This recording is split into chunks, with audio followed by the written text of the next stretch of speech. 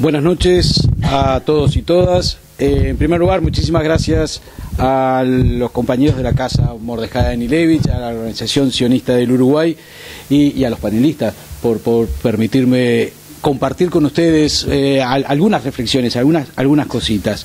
En primer lugar, digamos, una reflexión personal. En más de una oportunidad me enfrenté a tener que responder una pregunta. ¿Por qué estudiar y dedicar tiempo a la memoria de situaciones dramáticas, como la Shoah o el terrorismo de Estado? Y detrás de la pregunta también estaba el pensar, pero no le pasó ni a tu familia ni a vos. Y también, tal vez, detrás de la pregunta, estaba algo peor, algo habrán hecho para merecer lo que les pasó y a nosotros no nos pasó. Entonces, ¿por qué dedicar tiempo a eso? Nos ha costado mucho transmitir lo que sucedió, por la magnitud, por la crueldad, por las implicancias, lo decía recién Gerardo, sobre varias generaciones futuras. Y también sobre el anterior. Es parte del patrimonio colectivo de angustia. Lo que le sucede a un humano, le sucede a todos. La indiferencia es la peor de las crueldades y de las construcciones humanas. Se podrá sostener que la solidaridad es un camino utópico de nunca llegar. Puede ser. Pero qué placer es recorrerlo. Y esa es la respuesta de por qué dedicar tiempo a esto. Solamente en colectivo me parece que podemos asumir un pasado dramático, superarlo y avanzar para una mejor convivencia. El apartheid le pasó a los negros sudafricanos, pero no fue solo cosa de negros. La desaparición forzada cayó sobre la cabeza de hombres y mujeres catalogados como subversivos, pero no fue solo asunto de ellos. La Shoah fue el intento de exterminio de la población judía y es parte, sin duda, indisoluble de la historia de padecimientos del pueblo judío, pero también es parte, y ahí su trascendencia universal, del no límite humano.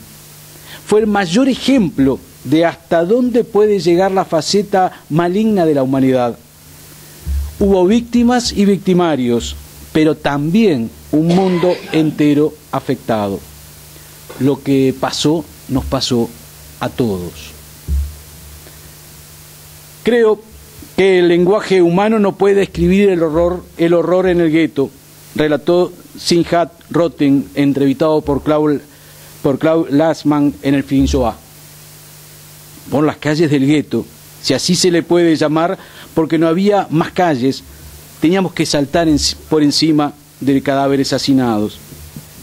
No teníamos sitio por donde pasar. No solo era una lucha contra los alemanes, sino contra el hambre, la sed. Sin ningún contacto con el mundo exterior, estábamos completamente aislados y cortados del mundo. Estábamos en tal estado que perdimos de vista el sentido mismo de continuar la lucha. Más adelante nos cuenta, del lado ario de Varsovia, la vida continuaba de la manera más natural y más normal, como en el pasado. Los cafés funcionaban normalmente, los restaurantes, los autobuses, los tranvías, los cines estaban abiertos. Concluye diciendo, el gueto era una isla ajena a la vida normal.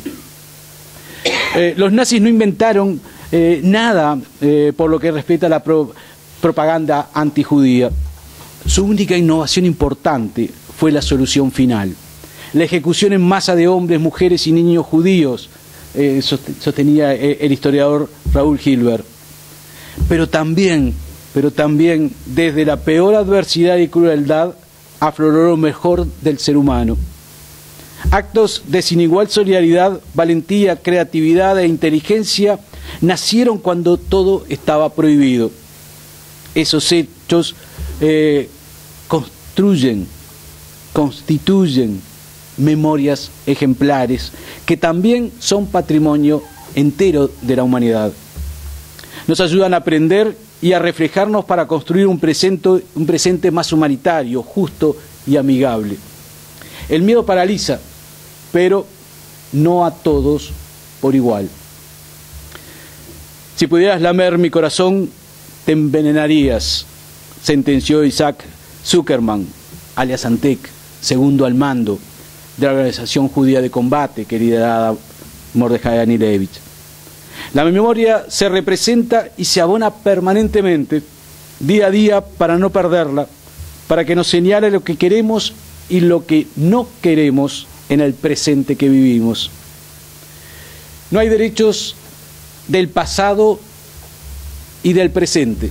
Hay derechos y punto. Cuando hablamos de memorias ejemplares, hablamos de necesidades del acontecer diario del hoy. Hablamos de guías en la construcción del presente pensando en el futuro.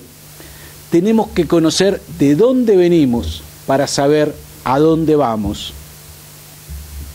A comienzos del siglo XXI, el Premio Nobel de Física del año 1977, Ila Prigogine, escribió que el mundo se desplazaba de una época de certezas a un mundo de probabilidades. En este universo de incertidumbres debemos rescatar la noción de valor. Para responder de manera oportuna a los retos del siglo debemos empezar a plantearnos las preguntas adecuadas, de modo que podamos identificar las soluciones posibles. ¿Qué rescatamos del pasado para vivir juntos en el siglo XXI?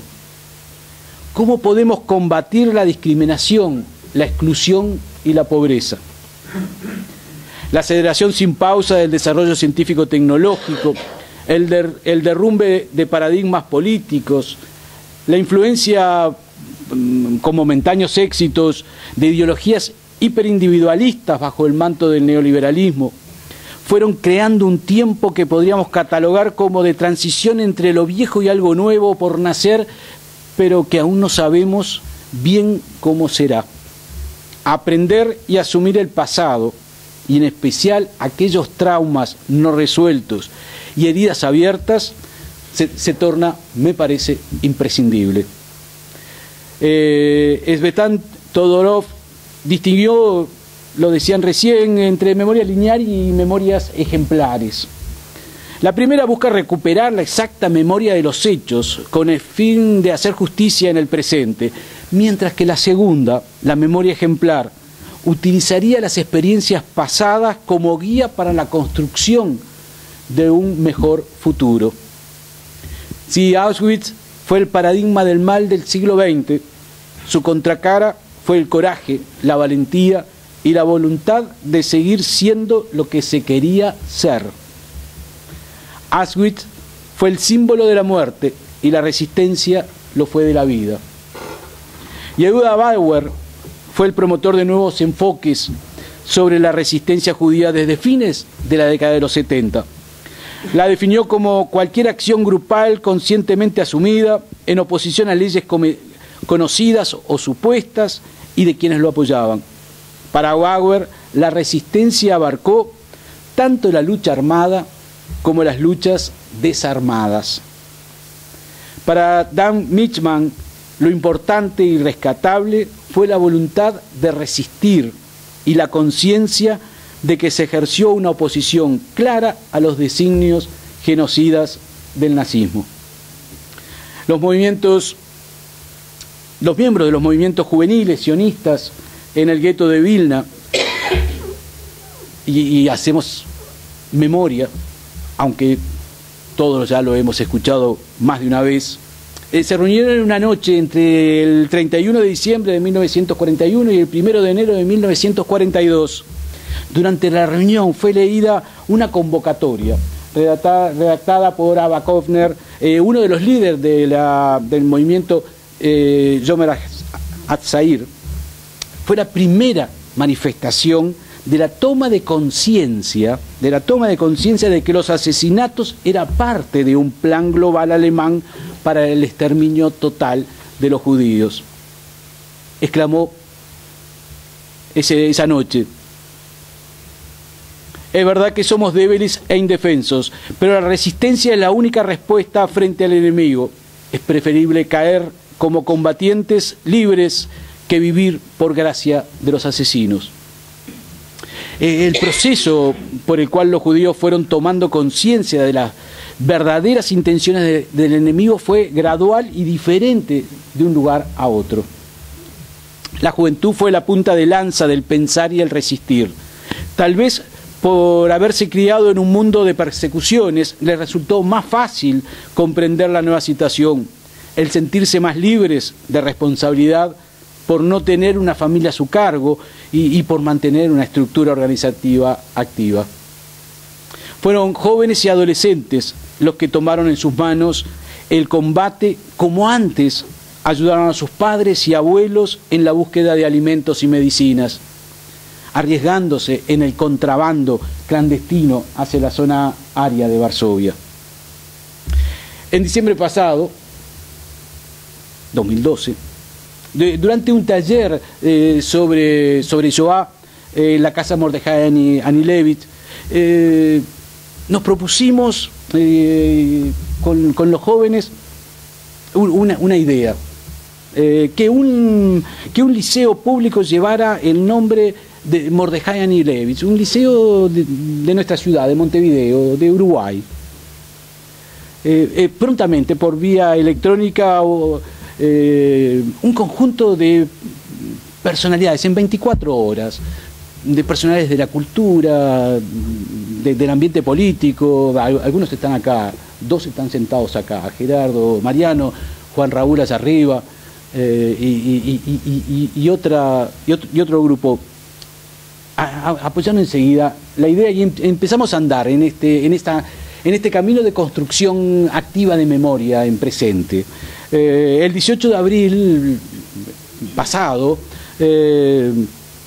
simbólicamente, en vísperas del 70 aniversario del levantamiento del gueto de Varsovia, hicimos una reunión presencial. Prácticamente fue la primera y única reunión presencial que tuvimos, y justamente en la casa Mordejai Anilevich. Y el 14 de mayo también, en una fecha simbólica previa a esa derrota con triunfo del 16, un grupo de jóvenes, Pablo, Ana, Shai, Joaquín está por acá, Pablo está por allá, le entregaron al vicepresidente de la República, Danilo Astori, en el Palacio Legislativo, informaron de la iniciativa que se había tomado. Cerca de 600 adhesiones, entre ellas la de los expresidentes Tabaré Vázquez, Julio María Sanguinetti y Jorge Valle, varios ministros, exministros, el rector de la universidad, Rodrigo Arocena, la consejera de enseñanza secundaria Emma Zaffaroni,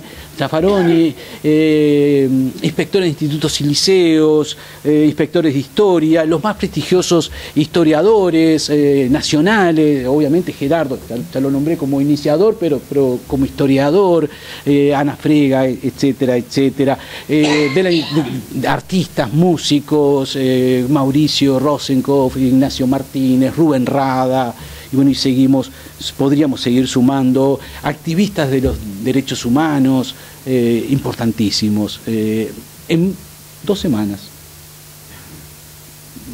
da para pensar la importancia del legado que ustedes, que las generaciones anteriores nos fueron alimentando con estas memorias ejemplares, y por supuesto el Centro Recordatorio del Holocausto, el Comité Central Israelita, y también desde el exterior recibimos importantísimas apoyos que necesitábamos. La denominación de un centro de estudios, señalábamos en esta petición, no es solo el nombre de un local, es señal de identidad, pertenencia y aprendizaje que acompañará durante toda la vida a los que allí se eduquen. En especial a los estudiantes, pero no solo a los estudiantes, también a sus familiares, a vecinos, a docentes.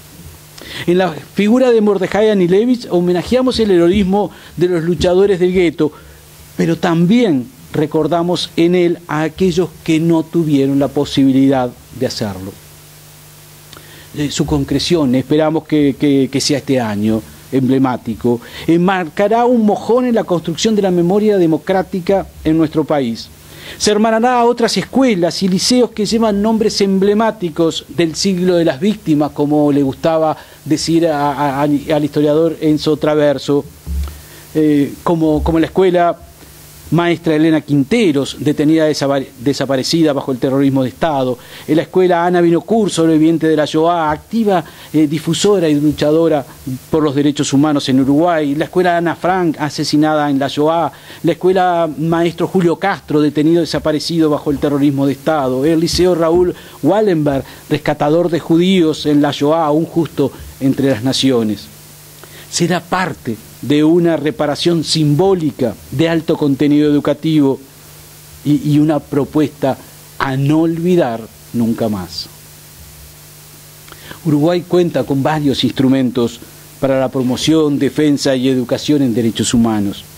Como nunca antes, en los últimos años, el tema ingresó en la agenda pública, hasta en el lenguaje cotidiano de los uruguayos. Pero falta mucho para hacer, falta mucho.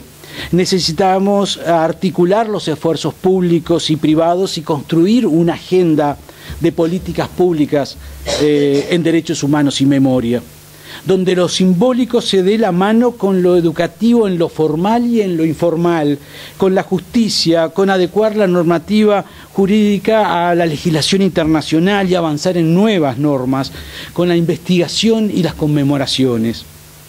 Desde hace unos años, un par de años, Uruguay integra con el apoyo de todo el espectro político nacional lo que se llama la Task Force para la recordación, educación, investigación del Holocausto. Es una entidad internacional que reúne estados y organismos internacionales en la temática. Por América, de países de América Latina, de habla hispana, solamente el miembro pleno es Argentina. Uruguay es el único miembro observador desde hace 2 años, pero aún no presentó ni un solo proyecto. Ni uno solo. Nada. Integra. Lo reconocemos, es importante, pero no hicimos todavía nada.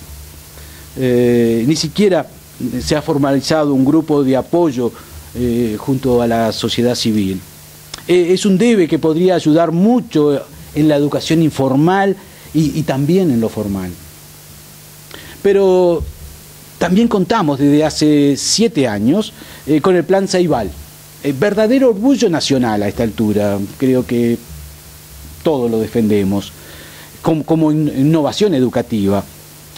La Shoah y otros genocidios me parece que debería ser parte de los contenidos educativos, de las propuestas que el Plan Ceibal ofrezca a los maestros, a los profesores y a los alumnos. Una oferta, en el mejor sentido de la palabra oferta, de contenidos educativos. Y estoy seguro que lo vamos a lograr. Si hay una masa crítica que lo quiera, obviamente. La memoria ejemplar de un joven de tan solo 24 años que con valentía lideró la resistencia y el levantamiento del gueto de Varsovia, hackeando durante casi un mes al más poderoso y siniestro ejército del mundo de mitad de siglo, seguirá siendo una guía positiva para todos nosotros. No solamente para los judíos, sino para la humanidad toda. Muchas gracias.